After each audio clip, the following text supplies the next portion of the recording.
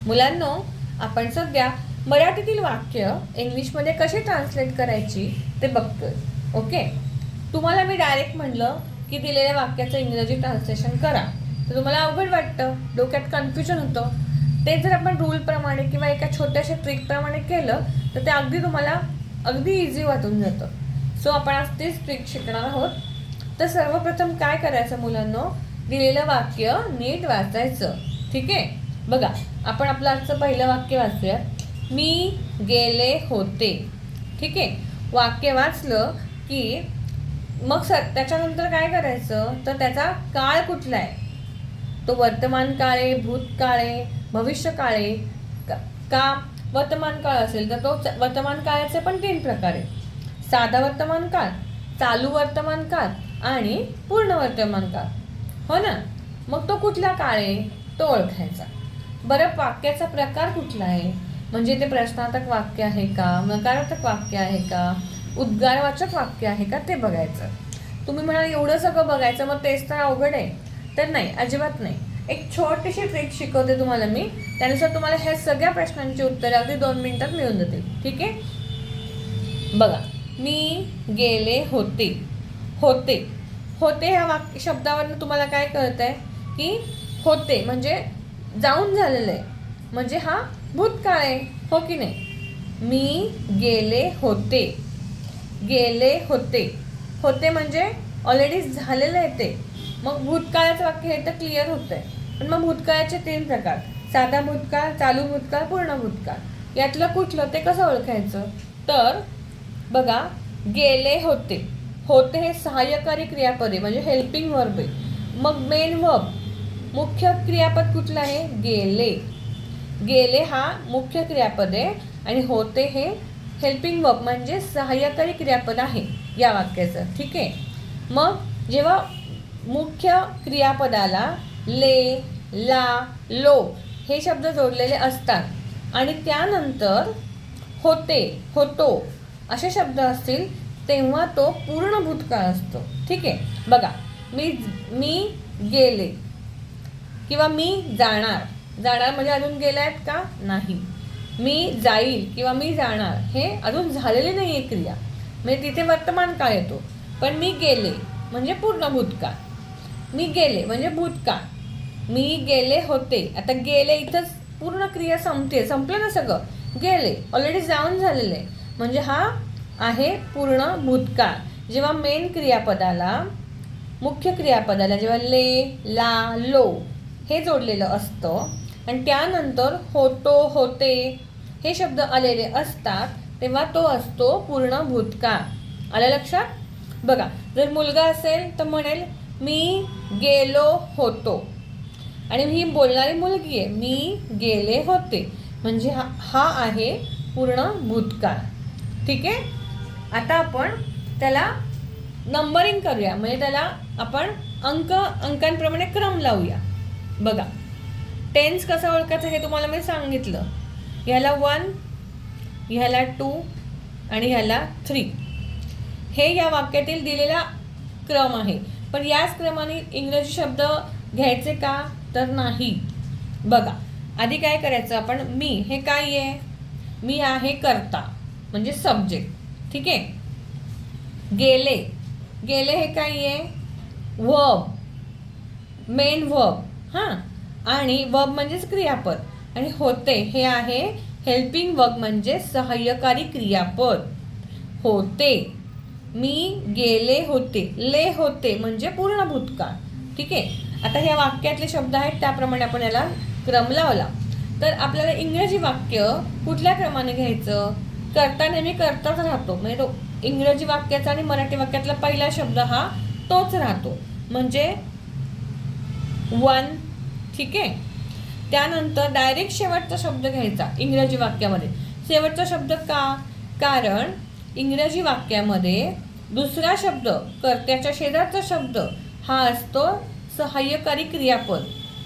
ठीक आहे, मग सहाय्यकारी क्रियापद कुठे शोधायचं, ते मराठी वाक्यात सगळ्यात शेवटी असतं आणि इंग्रजी वाक्यामध्ये 2 नंबरच्या पोझिशनवर असतं, म्हणजेच कर्त्याच्या बरोबर शेजारी असतं. मग याला घ्यायचा 2 नंबर. मग राहिला कोण, 10 नंबर राहिला त्याला घ्यायचा 3 नंबर. म्हणजे इंग्रजी शब्द घेताना, इंग्रजी वाक्य बनवताना आपण कर्त्याला नेहमी कर्त्याच्याच जागी ठेवायचं, म्हणजे 1 नंबरला. त्यानंतर डायरेक्ट घ्यायचा मराठी वाक्यातला शेवटचा शब्द 2 नंबरला. आणि त्यानंतर आपण इथे 3च शब्द 1, 2, 3 मध्ये संपला क्रम. पण जर जास्त शब्द असतील तर कर्त्याला 1 नंबर द्यायचा मराठी वाक्यातला, त्यानंतर शेवटचा शब्द घ्यायचा मराठी वाक्यातला 2 नंबर द्यायचा, आणि मग उलट्या क्रमाने 3, 4, 5 असे नंबरिंग करत यायचं. ठीक आहे. बघा, मी गेले होते. ठीक आहे. मी जाणार आहे, म्हणजे ती क्रिया झालेली नसती. लक्षात घ्या मुलांना, मी मुद्दामून परत तुम्हाला काय लक्षात कसे घ्यायचे ते सांगते. मी जाईल किंवा मी जाणार आहे, म्हणजे ती क्रिया अजून झाली नाही आहे, तो झाला वर्तमान काळ, तो झाला भविष्यकाळ. ठीक आहे. मी जात आहे म्हणजे चालू आहे, म्हणजे तो वर्तमान काळ. आणि मी गेले ले होते म्हणजे पूर्ण भूतकाळ. ठीक आहे. बघा, आधी करता मी मध्ये इंग्रजीला काय म्हणतात, इंग्रजीमध्ये काय म्हणतात मीला? आय. ओके, आय नंतर काय घ्यायचं आपल्याला? होते. आता बघा, हा पूर्ण भूतकाळ आहे. पूर्ण भूतकाळामध्ये सहाय्यकारी क्रियापद हे हॅड असतं. Had, I had, she had, he had, पूर्ण भूतकाळामध्ये. ठीक आहे. आणि हॅव आणि हॅज, हॅव आणि हॅज हे सहाय्यकारी क्रियापदं असतात वर्तमान काळामध्ये. ठीक आहे.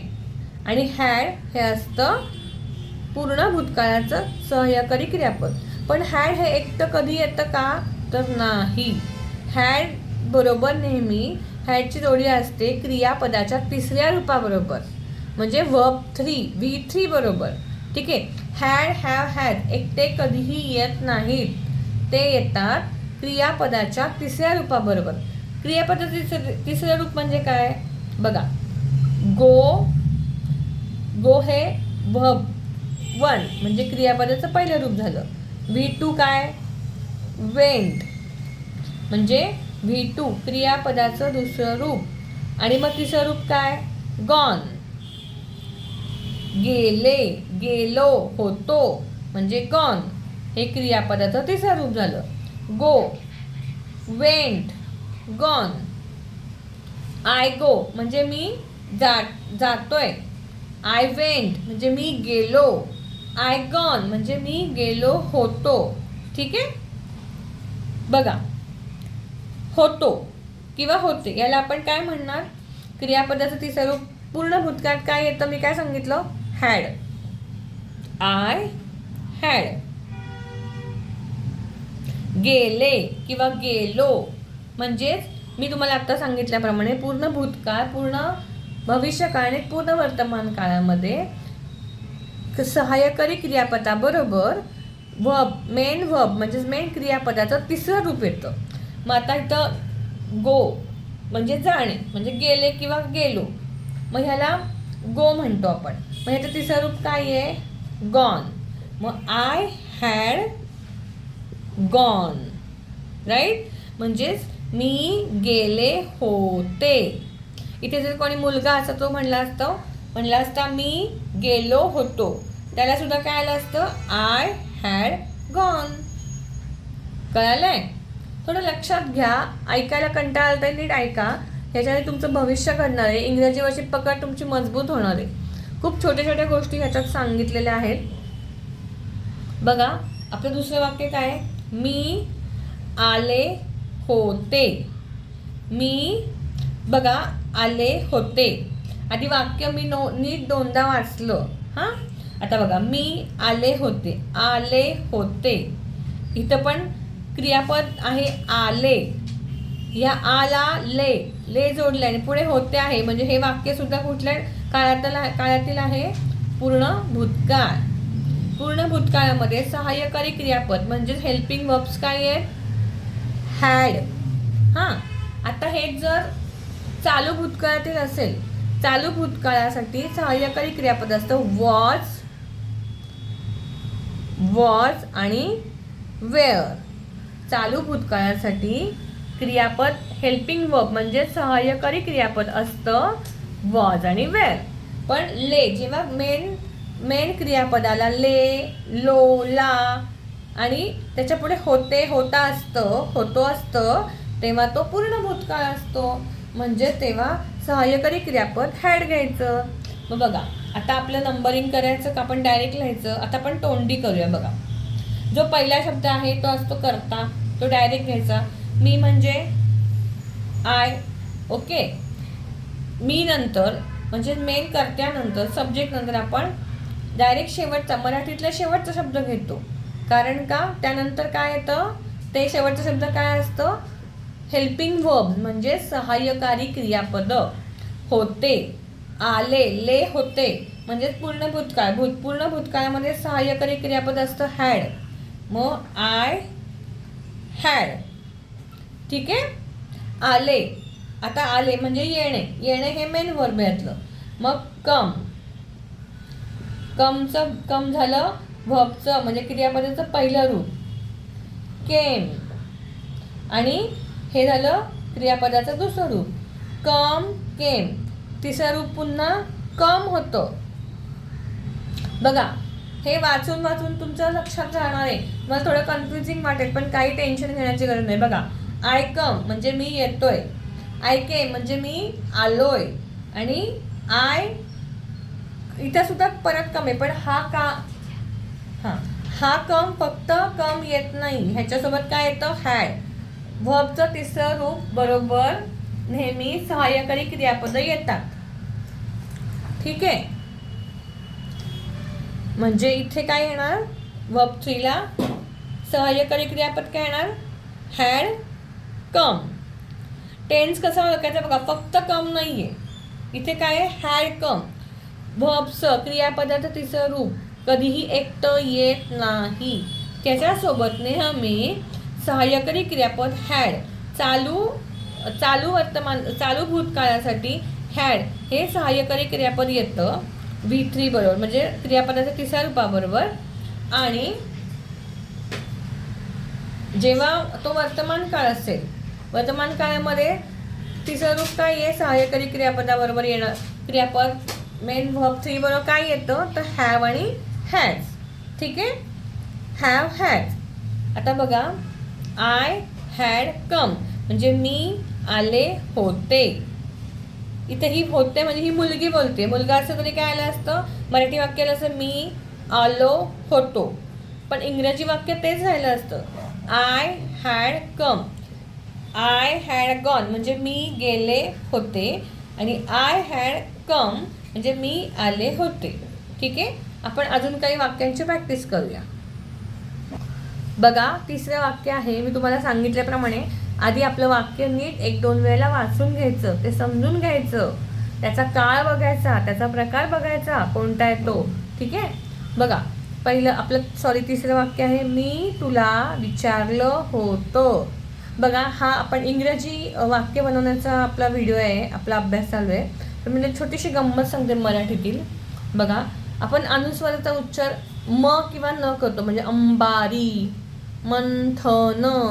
पण कधी अनुस्वार फक्त म आणि न चा उच्चार करण्यासाठी नसतो. बघा, तुम्ही हा शब्द अनुस्वार न देता लिहा, त्याचा काय होईल उच्चार? होतो. आपण इथे काय म्हणतो? होत होतो. ह्याचा उच्चार होत होतो, होत. आपण इथे काय म्हणतो? होतो.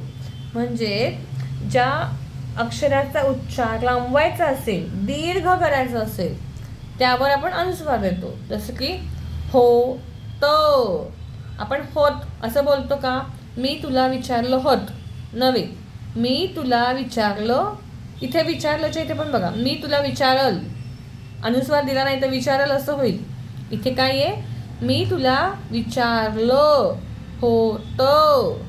जिकडे सूर लांबवायचा असेल उच्चाराचा त्या शेवटच्या अक्षराचा, तिथेही आपण अनुस्वार त्या अक्षरावर देतो. आपण यावर एक वेगळा व्हिडिओ बनवूया. आत्ता आपण आपलं इंग्रजी कंटिन्यू करू. ठीक आहे. मराठीची वाक्य आपण इंग्रजीमध्ये ट्रान्सलेट करतोय. मी तुला विचारलं होतं. आता होतं, मी तुम्हाला काय सांगितलं?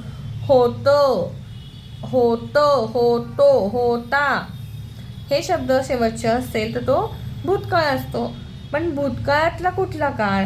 म्हणजे साधा भूतकाळ, चालू भूतकाळ की पूर्ण भूतकाळ हे ओळखण्यासाठी आपण होतं हे आहे सहाय्यकारी क्रियापद म्हणजे हेल्पिंग वर्ड. त्याच्या शेजारी आहे विचारलं, विचारणे. विचारणे हे मेन वर्ब आहे यातलं, म्हणजेच मेन क्रियापद आहे. ठीक आहे, मुख्य क्रियापद काय? विचारणे. मग विचारलं म्हणजे ऑलरेडी विचारून झालंय, झालं तर मग संपली क्रिया. तिकडे जिकडे क्रिया पूर्ण झाल्यावरती होतं असतं तिकडे पूर्ण भूतकाळ असतो. ठीक आहे, बघा मी तुला विचारलं होतं म्हणजे एक मैत्रीण दुसऱ्या मैत्रिणीची म्हणते तू का नाही मला विचारलं, तू का नाही मला सांगितलं तू मूवीला चालले. ती काय म्हणते मी तुला विचारलं होतं, तू विसरले असशील, मी तुला विचारलं होतं. क्रिया संपन्न गेली म्हणजे हा पूर्ण भूतकाळ आहे. चला तर मग आपण इकडे आधी या जे 4 शब्दांचं वाक्य आहे त्याला नंबर देऊन बघूया. आधी ज्या क्रमाने आहे त्या क्रमाने देऊया, 1, 2, 3 आणि 4. आणि आता ज्या क्रमाने आपल्याला त्यातले शब्द घ्यायचे उचलून, त्यातले शब्द उचलून आपण इंग्लिश वाक्य बनवणार आहोत, तो क्रम लिहूया. मी काय सांगितलं, मी हे काय आहे करताय, कर्त्याला कर्त्याच्या जागेवर ठेवायचं म्हणजे 1 नंबरला. मराठी वाक्यामध्ये सहाय्यकारी क्रियापद कुठे असतं? सगळ्यात शेवटी. मग त्याला 2 नंबर द्यायचा. कारण का इंग्रजी वाक्यामध्ये वाक्याची रचना कशी असते? Subject plus verb plus object. ठीक आहे, आणि मराठी वाक्यामध्ये सब्जेक्ट पहिला असतो पण त्याचं सहाय्यकारी क्रियापद शेवटी असतं आणि त्याच्या शेजारी मेन म्हणजे मुख्य क्रियापद असतं. ठीक आहे, बघा पहिलं कर्ता म्हणजे मी, त्याच्यानंतर होतं हे सहाय्यकारी क्रियापद, त्यानंतर उलट्या क्रमाने नंबरिंग करत यायचं म्हणजे विचारलेला 3 नंबर आणि तुलाला 4 नंबर. आता हा पूर्ण भूतकाळ आहे. पूर्ण भूतकाळामध्ये आपण सहाय्यकारी क्रियापद काय सांगितले मी तुम्हाला? हॅड. ठीक आहे, पूर्ण भूतकाळामध्ये आपण हॅड हे सहाय्यकारी क्रियापद वापरतो. आणि मग चालू भूतकाळाला कुठलं सहाय्यकारी क्रियापद असतात? वॉज आणि वेअर. जर करता म्हणजेच मेन सब्जेक्ट हा जर एकवचनी असेल तर आपण वॉज वापरतो आणि अनेकवचनी असेल तर वेअर वापरतो. आणि मग सांगा जो वर्बचं दुसरं फॉर्म असतं म्हणजे साधा भूतकाळ जो असतो त्याला हे पूर्ण भूतकाळाला, हे चालू भूतकाळाला हेल्पिंग वर्ब म्हणजे सहाय्यकारी क्रियापद असतात. मग साधा भूतकाळ त्याला काय? तर त्याला सहाय्यकारी क्रियापद नसतं, त्याला फक्त असतं वर्ब टू म्हणजे वर्बचा दुसरा क्रियापदाचं दुसरं रूप, दुसरा फॉर्म. ओके, बघा मी म्हणजे काय? आय. इंग्रजीमध्ये मीला आय म्हणतात. ठीक आहे, होतं हा आहे पूर्ण भूतकाळ. पूर्ण भूतकाळामध्ये सहाय्यकारी क्रियापद हॅड असतं म्हणजे होतं म्हणजे हॅड. हॅडच्या पुढे नेहमी V3 म्हणजे क्रियापदाचं तिसरं रूप वापरायचं. हे मी परत सांगते तुम्हाला का तर तुमच्या लक्षात यावं. विचारणे हे मेन वर्ब आहे यातलं. मग त्याचं तिसरं रूप काय? विचारण्याला इंग्लिशमध्ये काय म्हणतात? बघा इथे लिहिते मी, आस्क. हे हा V1 आहे. V2 काय येणार? आस्क्ड. आणि V3 सुद्धा आस्कडच येतं. बघा मुलांना बऱ्याचशा ठिकाणी जे V2 असतं तेच V3 पण असतं. ठीक आहे, मग कुठल्या टेन्स आहे कसं ओळखायचं? कधी कधी आपल्याला identify the tense and translated into another tense असं येतं, दुसऱ्या कुठल्या टेन्समध्ये रूपांतर. मग आयडेंटिफाय करा, कसं करायचं? इथं जर दोन्हीकडे आस्कडे तर मग सिम्पल पास्ट टेन्स आहे का सिम्पल पास्ट टेन्स आहे की पास्ट कंटिन्युअस टेन्स आहे का प्रेझेंट परफेक्ट टेन्स आहे, कसं ओळखणार? किंवा पास्ट परफेक्ट टेन्स कसं ओळखणार? तर जेव्हा आस्क्ड असतं, फक्त आस्क्ड असतं वाक्यामध्ये, तेव्हा तो असतो साधा भूतकाळ, सिम्पल पास्ट टेन्स. ठीक आहे, पण जेव्हा आस्क्डची जोडी किंवा त्याच्या आधी हॅड असतं, हॅड आस्क्ड, तेव्हा तो असतो पूर्ण भूतकाळ म्हणजे पास्ट परफेक्ट टेन्स. ठीक आहे, आणि त्याच्यामध्ये जर बीन आलं तर तो असतो पास्ट परफेक्ट कंटिन्युअस टेन्स. आपण ते नंतर बघूया. सो आय म्हणजे मी म्हणजे आय, होतं म्हणजे हॅड, त्यानंतर येतं विचारलं म्हणजे आस्क्ड.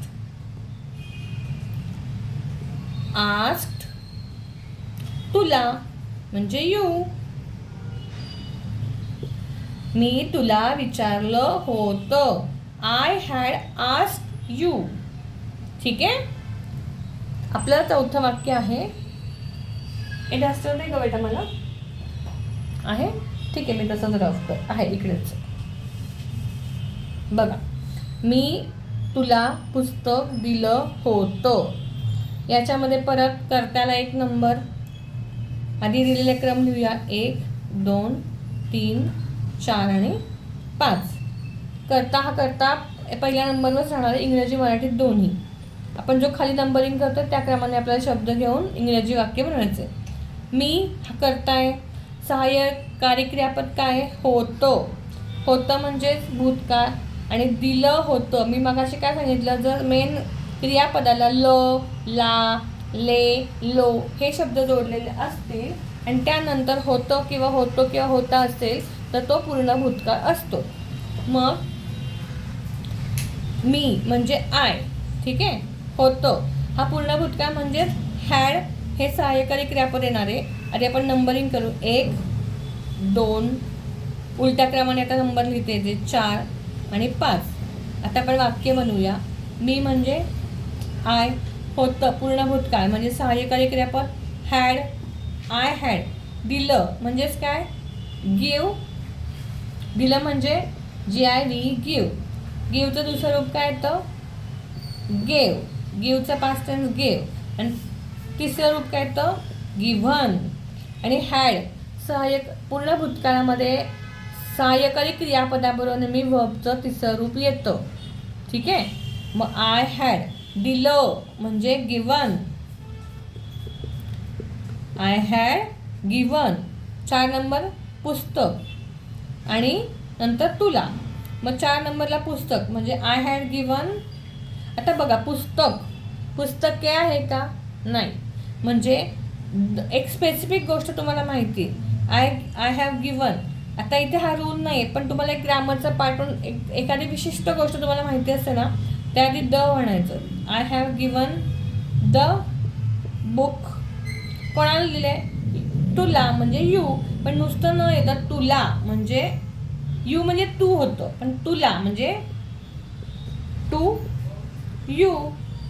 ठीक आहे. I had given the book to you म्हणजे काय? मी तुला पुस्तक दिलं होतं. दिलं ल होतं म्हणजेच पूर्ण भूतकाळ. मुलांनो लक्षात घ्या, खूप सोपं असतं. आपण विनाकारण त्याचा भाऊ करतो आणि टेन्शन घेऊन ते अवघड बनवून टाकतो. आय होप तुम्हाला हे सगळं कळलं असेल. आपण अजून एक वाक्य फक्त करूया आणि मग आपण पुढच्या एपिसोडमध्ये आपल्या भेटूया. त्याच वेळेला आपण वेगळ्या टेन्सचं इंग्रजी वाक्य कशी करायची ते करणार. बघा, आपलं शेवटचं म्हणजेच 5वं वाक्य आहे पूर्ण भूतकाळाचं. म्हणजे मी तुम्हाला ते डायरेक्ट सांगितलं पूर्ण भूतकाळाचं वाक्य आहे, पण ते ओळखायचं कसं हे पण सांगितले. ते पण अजून एका वाक्याची आपण प्रॅक्टिस करूया. आधी वाक्य नीट वाचायचं. मी तुला मदत केली होती. मदत केली म्हणजे मदत जी क्रिया आहे मदत करण्याची ती पूर्ण झाली आहे आणि त्याच्या पुढे लगेच होती आलं आहे. म्हणजेच होती म्हणजेच भूतकाळ. पण भूतकाळाचा कुठला प्रकार? तर तो आहे पूर्ण भूतकाळ. कारण का केली इथेच क्रिया पूर्ण झाली आहे म्हणजे तो पूर्ण भूतकाळ आहे. आता तुम्हाला मी सांगितलंय की मराठी वाक्यामध्ये पहिला असतो तो कर्ता, दुसरा नाही, जाग्यात शेवटचा शब्द असतो ते असतं सहाय्यकारी क्रियापद म्हणजेच हेल्पिंग वर्ब. ठीक आहे. म्हणजे ह्याला 1 नंबर. आधी आपण दिलेले क्रम लिहून घेऊया शब्दांचे. पहिला, दुसरा, 5वा शब्द. मीला पहिला, तुलाला दुसरा, मदत 3, केली 4 आणि होती. आता बघा इथे आहे ना, मदत केली हा अख्खा एक शब्द तुम्ही दिलात ना तरी चालेल, कारण का मदत केली हा काही वेगवेगळा आपण त्याला वर्ब लिहिणार नाही आहे. 3 आणि 4. ठीक आहे. आता आपण ज्या क्रमाने शब्द घ्यायचे तो क्रम लिहूया, म्हणजे इंग्लिशचा क्रम. कर्ता हा कर्ता असतो म्हणजे मीला 1 नंबर. सगळ्यात शेवटी असतं सहाय्यकारी क्रियापद म्हणजे हेल्पिंग वर्ब, ते येतं 2 नंबरला. आणि मग उलट्या क्रमाने शब्दांना क्रम देत यायचं. बघा, मी 1, होती 2, मदत केली 3 आणि तुला 4. ठीक आहे. मदत केली आहे तर होती हे हेल्पिंग वर्ब आहे आणि हा पूर्ण भूतकाळ मी ओळखला, तुम्हाला सांगितलं कसं ओळखायचं ते. मेन क्रियापदाला जर ली, ला, ले, ल हे शब्द जोडलेले असतील आणि त्यानंतर लगेच होती, ली होती, ल होती, ले होती, लो होती असं असेल तर तो असतो पूर्ण भूतकाळ. पूर्ण भूतकाळामध्ये सहाय्यकारी क्रियापद असतं हॅड. मी तुम्हाला मगाशीच सांगितले, पूर्ण भूतकाळामध्ये सहाय्यकारी क्रियापद असतं हॅड आणि चालू भूतकाळामध्ये सहाय्यकारी क्रियापद असतात वॉज आणि वेअर. ठीक आहे. आणि चालू वर्तमान काळामध्ये पूर्ण वर्तमान काळामध्ये सहाय्यकारी क्रियापद असतं हॅव आणि हॅज. सिंग्युलर व्हर्बला म्हणजे एकवचनी कर्त्याला हॅज आणि अनेकवचनी कर्त्यांना हॅव. फक्त आय आणि यूला चालू वर्तमान काळामध्ये सिंग्युलर म्हणजे एक हे न ट्रीट करता आपण अनेकवचनी क्रियापद हॅव लावतो. ठीक आहे. आत्ता आपला चालू आहे पूर्ण भूतकाळाचं मराठीची वाक्य इंग्लिशमध्ये कशी ट्रान्सलेट करायची त्याचं प्रॅक्टिस. ठीक आहे. आता बघा, मी तुला मदत केली होती. मी म्हणजे काय? आय. त्यानंतर दुसरा शब्द होती. होती पूर्ण भूतकाळ होती म्हणजेच काय?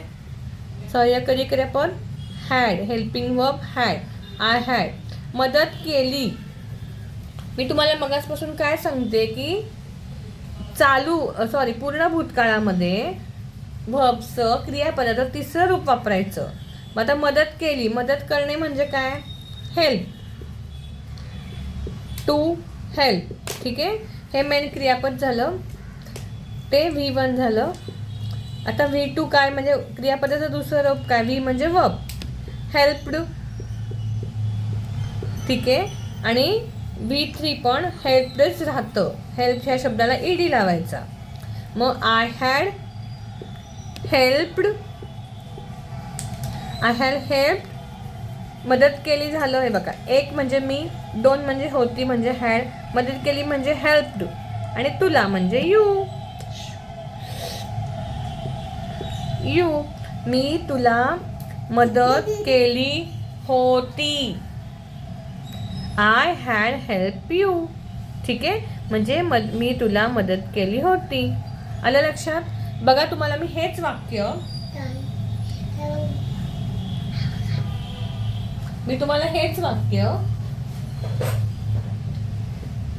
बघा, आपल्याला अजून बरंच काही शिकायचं. 12 टेन्सेसची नावं कशी बनवायची, जसं की simple present tense, present continuous tense, present perfect tense, present perfect continuous tense.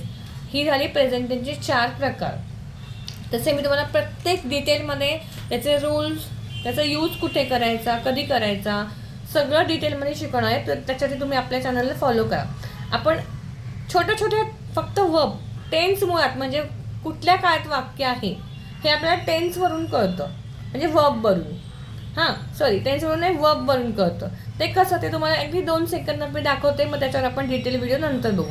बघा, आपण आता सिम्पल प्रेझेंट टेन्समधलं एक वाक्य करणार आहोत. Simple present tense. सिम्पल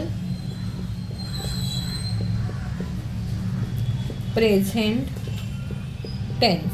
ठीक आहे. आणि तेच वाक्य मी तुम्हाला अजून 4-5 टेन्समध्ये एकच वाक्य फक्त व्हर्बमध्ये चेंज होतो. त्यामुळे तुम्ही जर व्हर्बचा नीट अभ्यास केला तर तुम्हाला इंग्रजी ह्या विषयांमध्ये काही राहणार नाही शिकायला काहीच राहणार नाही. एवढं सोपं होऊन जाणार आहे. तुम्ही फक्त 2 मिनटं व्हिडिओ नीट बघा. समजा वाक्य आहे, राम इट्स